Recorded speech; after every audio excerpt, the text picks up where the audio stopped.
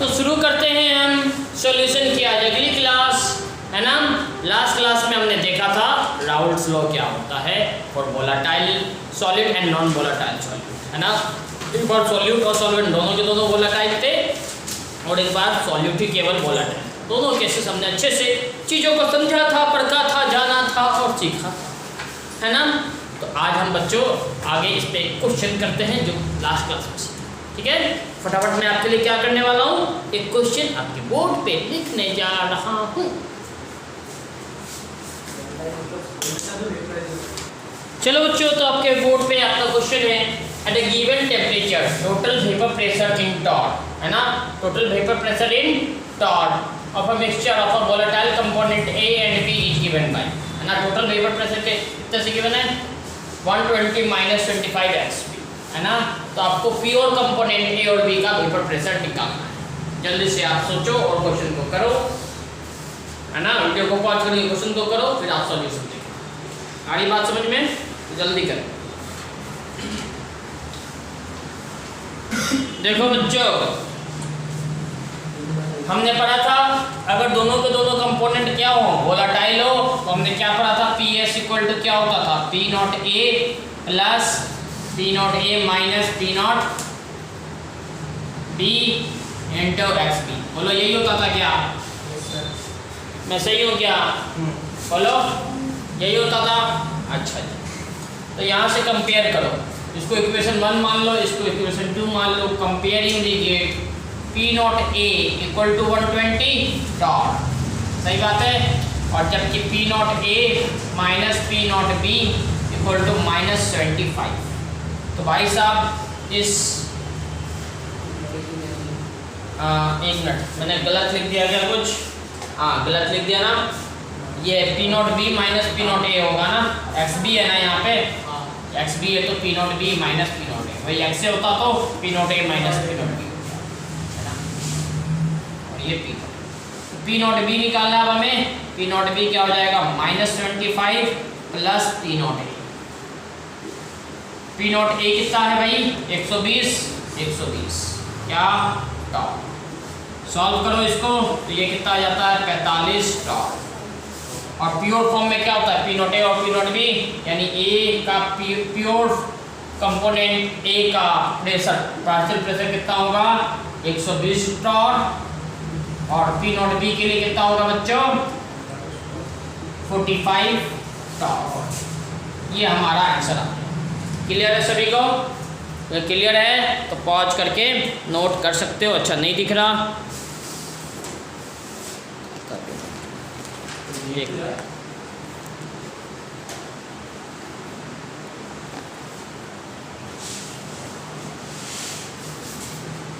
चलो एक बार फिर से एक्सप्लेन किए देता हूँ बच्चों।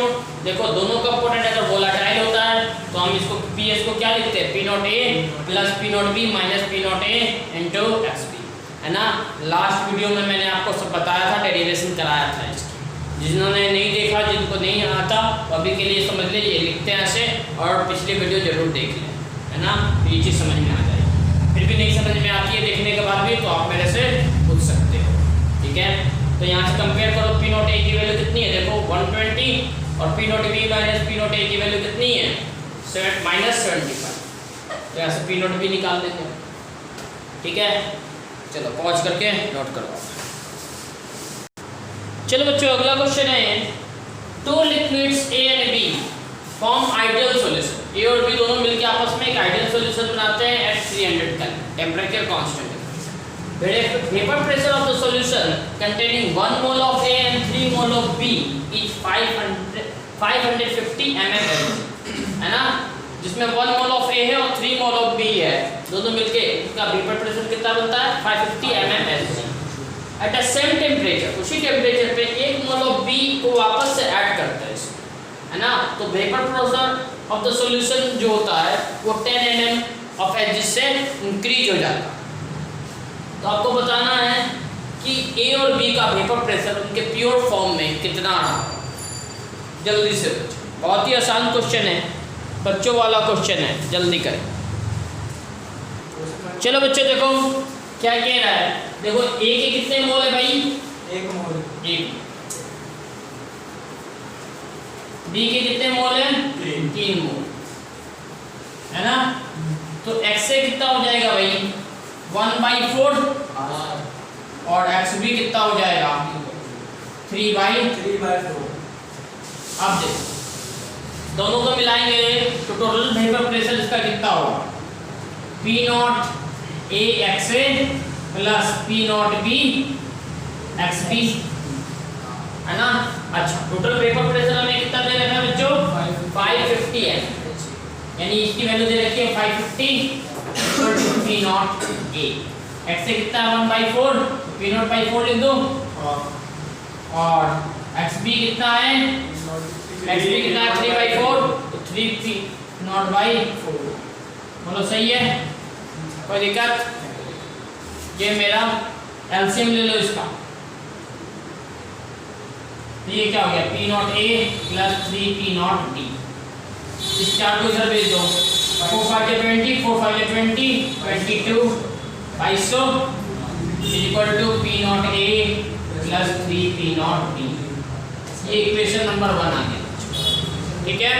ये इक्वेशन नंबर 1। अब हमें क्या चाहिए? अब हमें क्या बोल रहा है? देखो अब हमें बोल रहा है क्वेश्चन में कि वापस हमने क्या किया? 1 मोल ऑफ बी ऐड किया, है ना। ए का तो अभी भी मेरे पास 1 मोल ही है, और बी का कितना किया?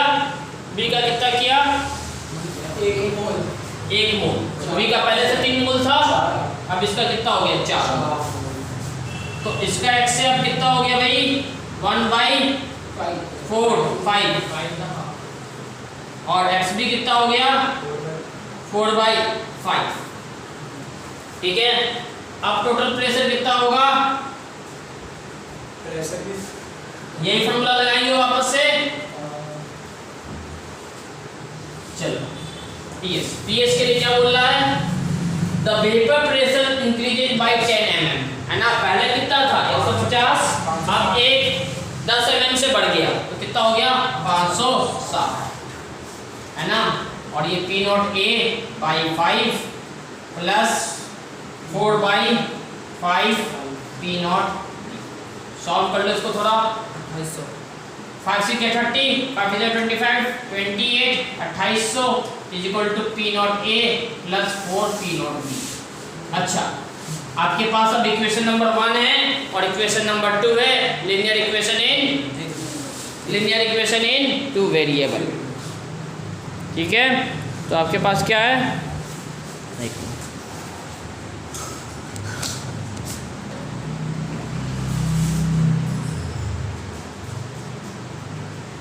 आपके पास बच्चों 2 इक्वेशंस है, दोनों इक्वेशन सॉल्व करके P नॉट ए और P नॉट बी की वैल्यू आप निकाल सकते हैं, ठीक है। तो मैं क्या करता हूँ? इक्वेशन 1 को इक्वेशन 2 से माइनस कर देता हूँ, है ना। देखो क्वेश्चन तो सबने नोट कर ही लिया होगा, जिसने नहीं चाहिए एक बार स्क्रीनशॉट ले लिया स्क्रीनशॉट सभी ने? आई होप सभी ने स्क्रीनशॉट ले लिया होगा। देखो मैं क्या करूंगा भाई? P naught A plus 3P naught B है इक्वल टू 22, और यहाँ क्या है? P naught A plus 4P naught B equal to 28। P naught B equal to आप 6, P नॉट ए से P नॉट बी ए कट गया, 4 में से 3 गया 1, और 28 में से 22 हो गया 600। P नॉट बी कितना आ गया? 600। अब किसी एक इक्वेशन में पुट कर दें तो P नॉट ए आ जाएगा। इसी तरह से क्लास 10वीं में आप क्वेश्चन सॉल्व क्या करते थे मैथ्स में? बोलो, मैथ्स आती है? कुछ लोगों को तो मैथ्स ही नहीं आती, है ना।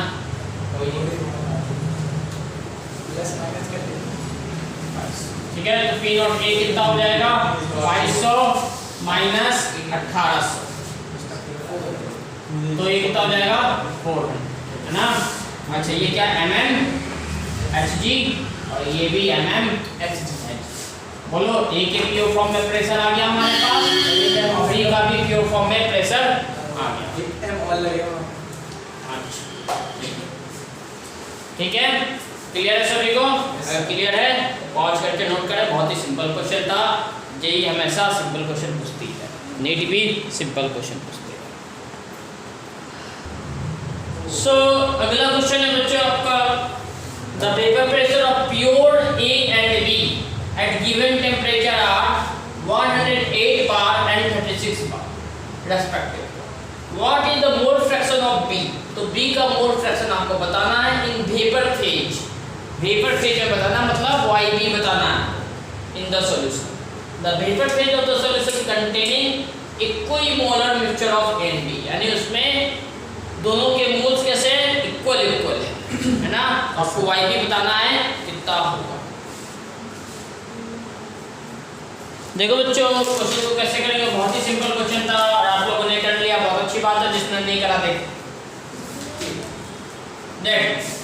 YB इक्वल टू क्या लिखूंगा मैं, P naught B XB by P naught A XA plus P naught B, ये फॉर्मूला है बच्चों। अच्छा P naught A P naught B का वैल्यू हमें दे रखा है यहाँ पे, और हमें ये भी बोल रखा है इक्विमोलर है। बोले तो XA भी 1/2 है और XB भी 1/2, सही बात है। इक्विमोलर है ना, इक्वल इक्वल मोल्स है दोनों, ठीक है। P नॉट B कितना भाई 36 बाई P नॉट A कितना 100/2 प्लस P नॉट B कितना है, P नॉट B है 36/2, ये हो गया 18। 108/2 कितना हो गया 54 प्लस 18 है ना। अब इसको जोड़ लो, 18 कर लेता हूँ मैं, 18 कॉमन ले लेता हूँ। 18 3 या 54 प्लस 1, 18 से 18 कैंसिल 1/4, ठीक है 1/4, और 1/4 इक्वल टू कितना हो जाएगा भाई 0.25 है ना। तो इतना आसान क्वेश्चन था, इससे आसान क्वेश्चन पूरे जेई के इतिहास में नहीं हो सकता था, है ना। बहुत ही आसान क्वेश्चन है बच्चों, समझ में आया होगा। फॉर्मूला बेस्ड क्वेश्चन, फिर भी ना कर पाओ इस क्वेश्चन को तो 30 सेकंड ज़्यादा से ज़्यादा लगने थे आपको। 30 सेकंड में आपको ये क्वेश्चन सॉल्व कर देना चाहिए था। 30 सेकंड में अगर आप नहीं कर पा रहे हो तो आप दुनिया के सबसे बड़े गधे हो यार, दिमाग लगाना शुरू कर दो आज से, है ना। तो पॉज करो और नोट करो। तो बच्चों चलो, तो इतने क्वेश्चन करने के बाद हम देखते हैं loading in vapour pressure. Loading in vapour pressure. अच्छा, किसी भी सॉल्यूशन की वेपर प्रेशर में जो कमी आएगी उसको हम बोलेंगे लोडिंग इन वेपर प्रेशर। हमने देखा था कोई हम नॉन वोलेटाइल सॉलिड मिलाते थे तो उसके वेपर प्रेशर में कमी आती थी, नहीं आती थी, आती थी। या वोलेटाइल भी मिलाते थे तो भी हमारे वेपर प्रेशर में कमी आती। बोलो बोलो भाई। तो हम क्या बोल सकते हैं, on adding as we know that पहले से हम जानते हैं on adding non volatile solute, है ना। नॉन वोलेटाइल सॉल्यूट ऐड करने से क्या होता था वेपर प्रेशर, ज्यादा या कम, कम होता है ना। इसमें मिलाओगे बताओ, सॉल्वेंट में मिलाओगे ना सॉल्यूट को, बोलो ना solvent, non volatile solute in a solvent, then if vapor pressure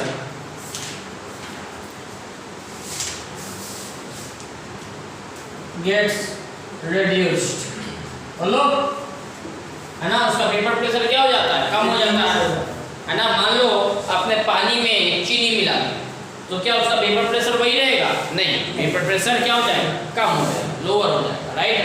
इस पर हमने बात भी की थी लास्ट वीडियो, कोई बात समझ में आती है।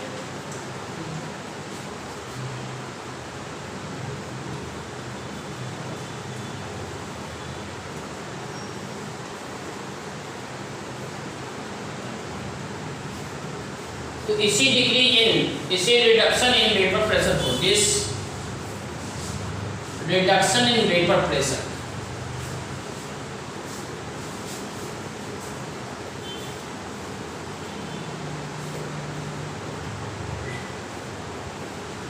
is called lowering of vapor pressure। इसको हम क्या बोलेंगे भाई? lowering of vapor pressure। यानी वेपर प्रेशर क्या हो जाएगा? कम हो जाएगा। कभी भी नॉन वोलेटाइल सॉल्यूट मिलाएंगे तो वेपर प्रेशर कम हो जाएगा और इसी को बोलते हैं हम lowering of vapor pressure। मतलब प्योर सॉल्वेंट का हमेशा वेपर प्रेशर क्या होता है? हाई होता है। प्योर सॉल्वेंट का वेपर प्रेशर हाई होता है, जबकि नॉन वोलेटाइल सॉल्यूट मिला देते हैं उसका वेपर प्रेशर सॉल्यूशन का क्या हो जाता है? कम हो जाता है। ये बात पहले से पता है, इसको हम बोलते हैं lowering। मान लो इसमें आगे चर्चा करना चाहता हूँ, vapour pressure of pure component है ना, प्योर सॉल्वेंट है ना। प्योर सॉल्वेंट हम क्या लिखते हैं बताओ बच्चों? प्योर सॉल्वेंट हम लिखते हैं P0A। बोलो सही बात है? प्योर सॉल्वेंट के लिए हम लिखते हैं उसका वेपर प्रेशर P0A। और जब हमारा सॉल्यूशन होता है, वेपर प्रेशर ऑफ सॉल्यूशन, जब सॉल्यूशन मिला देते हैं इसका मतलब नॉन वोलेटाइल सॉल्यूट मिला देते हैं तो उसको हम PS से डिनोट करते हैं। और उस केस में हम क्या लिखते हैं? PS इक्वल टू, या फिर हम PA लिख लो यार, किसका? सॉल्यूट मिलाए हो non volatile, non volatile solute मिलाए हो तो जो भी वेपर प्रेशर होगा सॉल्वेंट के कारण होगा, क्योंकि सॉल्यूट तो वेपर में कन्वर्ट होना नहीं है, क्योंकि वो क्या है? Non volatile. नॉन वोलेटाइल है तो उसका वेपर प्रेशर क्या है? 0 है, क्योंकि उसका वेपर ही नहीं बन रहा, तो प्रेशर क्या बनेगा? तो जो भी प्रेशर बना होगा वो सॉल्वेंट के इसमें बना होगा, सॉल्वेंट के वेपर के बनने से वेपर प्रेशर आएगा। राइट, क्लियर है? अच्छा, क्योंकि और साथ में आप लिख लो आप since B is non volatile, क्योंकि B क्या है? वोलेटाइल नहीं है, इसलिए उसका vapour pressure 0, total vapour pressure only due to solvent होगा। लेकिन ये PA क्या होगा? पहले से कम होगा, पहले से कम होगा। तो हम क्या कह सकते हैं? लोडिंग इन वेपर प्रेशर, कितना वेपर प्रेशर कम हुआ है, कितना वेपर प्रेशर कम हुआ है, हम क्या बोलेंगे इसको? Delta P। बोलो डेल्टा P लिख सकते हैं।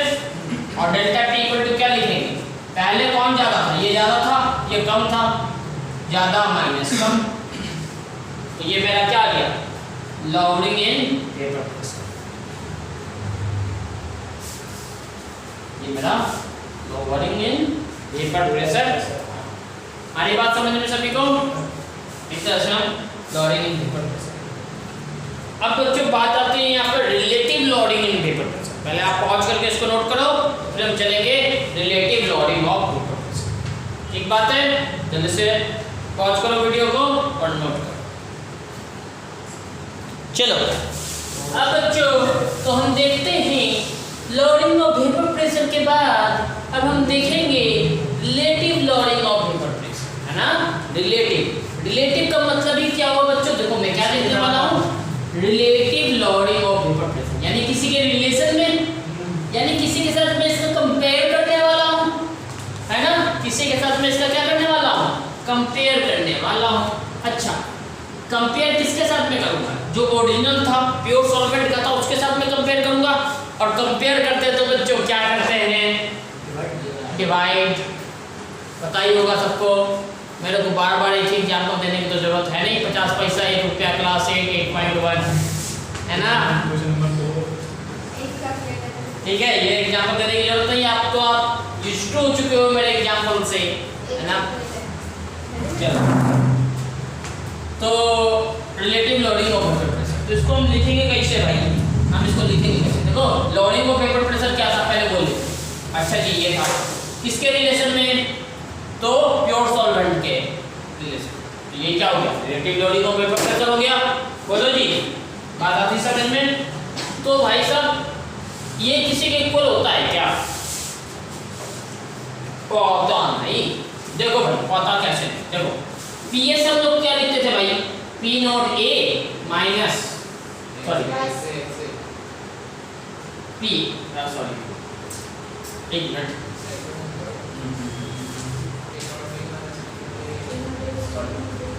ये relative lowering of vapour pressure क्या लिखते थे? Delta P equal to delta P0A minus PA, ये लिखते थे, ये लिखते थे। अच्छा अब हम क्या करें? डेल्टा P बाई P करें, P0A करें। राइट है। इसको हम क्या लिख रहे हैं, P naught A minus P A by P naught A. अच्छा, ये प्रेशर क्या है, प्रेशर को हम in terms of mole fraction क्या लिख सकते हैं, देखो P naught A into X A बोलो बाई पी नॉट ए, बोलो सही है। अच्छा सॉरी, इसको हम ये थोड़ी लिखते थे, ये बताना पीएस को क्या लिखते थे, पीएस को क्या लिखते थे, P naught A plus P naught B minus P naught A minus into X C, ये लिखते थे भाई। अच्छा, मैं अब क्या करना चाहता हूँ, मैं इससे ये रिलेशन ड्राइव करना चाहता हूँ, क्या आप कर सकते हो, आप कर सकते हो, जल्दी बताना, टाइम वेस्ट मत करना। यहाँ देखो भाई, देखो बच्चों ये हम लिखते थे, तो ये हम किसके लिए लिखते थे, दोनों के दोनों ए और बी दोनों के दोनों क्या होते थे, वोलेटाइल होते थे। लेकिन हमने तो यहाँ पे क्या कंसीडर कर रखा है, केवल एक ही ले रखा है, ये लोअरिंग इन वेपर प्रेशर हमने क्या लिखा था, बी इज नॉन वोलेटाइल लिखा था ब्रैकेट में। Yes sir. यानी बी अगर नॉन वोलेटाइल है, जब बी नॉन वोलेटाइल होता है उसका वेपर प्रेशर क्या होता है, जीरो, उसका वेपर प्रेशर जीरो होता है, तो पीएस क्या हो जाएगा, पी नॉट ए, ये तो zero, zero minus P naught A, zero minus sorry plus zero, तो ये माइनस हो गया P naught A into x B, बोलो। तो इसको मैं क्या कर सकता हूँ, पी नॉट ए कॉमन ले लूंगा, तो ये 1 माइनस एक्स बी, बोले तो पी नॉट ए या पी नॉट, ये पी ए हो गया, ये क्या हो गया, पी ए हो गया, P S equal to P A होता है ना। इसको यहाँ पर पुट करो आप, P naught A minus P A के जगह पे क्या लिखोगे, ये P naught 1 minus x B, x से हो जाएगा ना, है ना, एक्स से हो जाएगा है ना, बाई पी नॉट ए। अब दोनों में से पी नॉट ए कॉमन निकाल लेते हैं, ये एक्स से लिख रहा था तो लिख लो, अब पी नॉट ए कॉमन निकाल लो, तो ये क्या होगा 1 माइनस एक्स से बाई पी नॉट ए, ठीक है। चाहे अगर नहीं भी लिखते तो 1 माइनस 1 कट जाता और एक्स भी बच जाता, है ना। ये क्या हो गया एक्स बी, यानी दिस इज इक्वल टू क्या होता है, एक्स बी। क्लियर है, बोलो समझ में आई बात, बोलो समझ में आई बात सभी को। चलो अगर नहीं समझ में आई तो फिर से समझा देता हूँ, देखो loading in vapour pressure when B is non volatile, है ना, B क्या है, नॉन वोलेटाइल, तो हम ये लिखते हैं, अब ये भी समझाया था बच्चों थोड़ी देर पहले। अच्छा, रिलेटिव लोडिंग में क्या करते हैं, loading in vapour pressure by vapour pressure of pure component, यही होता है रिलेटिव लोडिंग। तो इसको हम क्या लिखेंगे, ये लिखेंगे यहाँ से। अच्छा, अब ने ये लिख लिया, ठीक है, ये relative lowering in vapour pressure है, ये क्या है, relative lowering in vapour pressure RLVP है ना, RLVP है। अच्छा, हमने क्या लिखा था, PS इक्वल टू ये हम जानते हैं, लेकिन B क्या है, नॉन वोलेटाइल है, अगर B नॉन वोलेटाइल है तो P नॉट B क्या हो जाएगा, जीरो, क्योंकि वेपर प्रेशर उसका जीरो, वेपर प्रेशर जीरो, तो PA इक्वल टू जीरो, बोलो। अब इसकी वैल्यू को यहाँ पर पुट कर दिया, तो रिलेटिव लोडिंग वेपर प्रेशर किसके बराबर आया, मोल फ्रैक्शन ऑफ B के बराबर आया। क्लियर है सभी को, जल्दी से पॉज करके नोट करो, अगर क्लियर है तो चलते हैं आगे। चलो बच्चों, तो हमने क्या देखा, relative lowering in vapour pressure क्या आया हमारा, P naught A minus P A by P naught A equal to x. तो बच्चों हमने यूज किसका किया था, राउल्ट्स लॉ का किया था, राइट। तो हम कह सकते हैं अकॉर्डिंग टू राउल्ट जी का नियम, अकॉर्डिंग टू राउल्ट्स लॉ, है ना, relative lowering in vapour pressure, relative load in vapour pressure किसके इक्वल होगा भाई, मोल फ्रैक्शन ऑफ सॉल्यूट, है ना, mole fraction of solute is equal to the mole fraction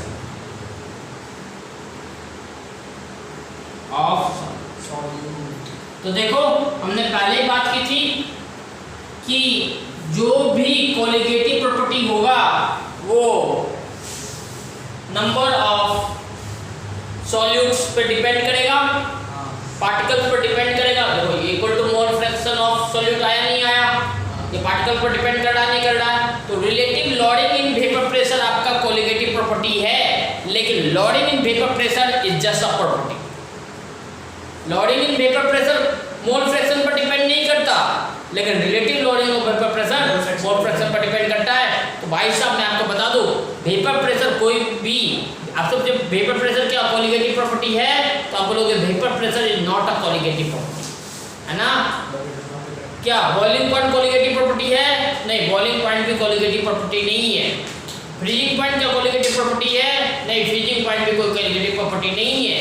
ये तीनों के तीनों कोई कोलिगेटिव प्रॉपर्टी जस्ट कैरेक्टरिस्टिक है ना। कोलिगेटिव प्रॉपर्टीज मैंने आपको पहले लिखवा चुका हूं, relative lowering in vapour pressure, elevation in boiling point, depression in freezing point और ऑस्मोटिक प्रेशर। बस चार ही आपके पास क्या है कोलिगेटिव प्रॉपर्टीज हैं। वेपर प्रेशर आपका कोलिगेटिव प्रॉपर्टी में नहीं आता, relative lowering in vapour pressure आपका कोलिगेटिव। क्लियर है? तो जल्दी से इस बात को लिखें, फिर हम चलेंगे आगे की दुनिया में आग लगाने। आगे की दुनिया में आग लगाते हैं। चलो बच्चों, सबसे पहले हम इसको क्या लिख सकते हैं? हम इसको लिख सकते हैं P naught A minus PA by P naught A is equal to, mole fraction को क्या लिखेंगे? NB by Na plus NB। बोलो बात सही है? अच्छा, मोल को क्या लिखते हैं? Given mass by molar mass. तो हम इसे क्या लिख सकते हैं? WB by molar mass of B by WA by molar mass of A plus WB by molar mass of B। बोलो बच्चों, बात समझ में आती है? Yes sir. सभी को, है ना। इसको जल्दी से पॉज करके आप नोट कर लो, फिर चलते हैं हम डाइल्यूट के केस। यहाँ पर भी डाइल्यूशन देखेंगे फिर। चलो बच्चों यहाँ देखो, फॉर डाइल्यूट, है ना, फॉर डाइल्यूट सॉल्यूशन। मान लो सॉल्यूशन को मैंने क्या कर रखा है? डाइल्यूट कर रखा है। अगर सॉल्यूशन को डाइल्यूट करूंगा तो किसकी मात्रा ज़्यादा होगी? सॉल्वेंट की मात्रा ज़्यादा होगी और सॉल्यूट की मात्रा कम हो जाएगी। तो उस केस में मैं क्या बोलूँगा? NB is much much less than Na, यानी Na is much much greater than NB। बोलो, उस केस में आप क्या कह सकते हो? NB प्लस Na क्या हो जाएगा? बोलो बच्चों, NB प्लस Na हो जाएगा। उस केस में Na प्लस NB को मैं क्या लिखूंगा? Nearly equal to Na। ये देखो, केवल कंपटीशन में यूज करना आपको, है ना। नेग्लेक्शन की थ्योरी केवल कंपटीशन में आती है ना। तो उस केस में मैं देखो PA minus P naught A by P naught A, sorry गलत लिख दिया, P naught A minus PA, है ना, इक्वल टू क्या लिखूंगा? बताओ, XB लिखता हूँ, यानी XB इक्वल टू क्या होता है? NB by Na plus NB, और NB नियरली इक्वल टू क्या है? Na है। तो यहाँ से मैं क्या लिख सकता हूँ? NB बाई Na, है ना। तो बच्चों P naught A minus PA by P naught A is equal to क्या हो जाएगा? NB को क्या लिखेंगे? WB बाई MB, और Na के लिए WA by MB MA by WA, है ना। अगर हमारा डाइल्यूटेड है, अगर हमारा सॉल्यूशन को हम क्या कर दें? डाइल्यूट कर दें, तो आप डायरेक्ट ये फॉर्मूला लगा सकते हैं, है ना, या फिर NB बाई Na कर देना, relative lowering in vapour pressure आ जाएगा।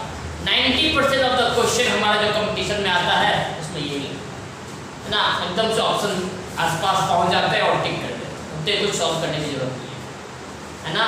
यानी आप दोनों के मोल का ratio, number of moles of solute by number of moles of solvent कर देना, relative lowering in vapour pressure आ जाएगा। अरे बात समझ में? लेकिन ये केवल कंपटीशन में कर सकते हो, 12th के बोर्ड में नहीं। अरे बात समझ में? फटाफट से पॉज करके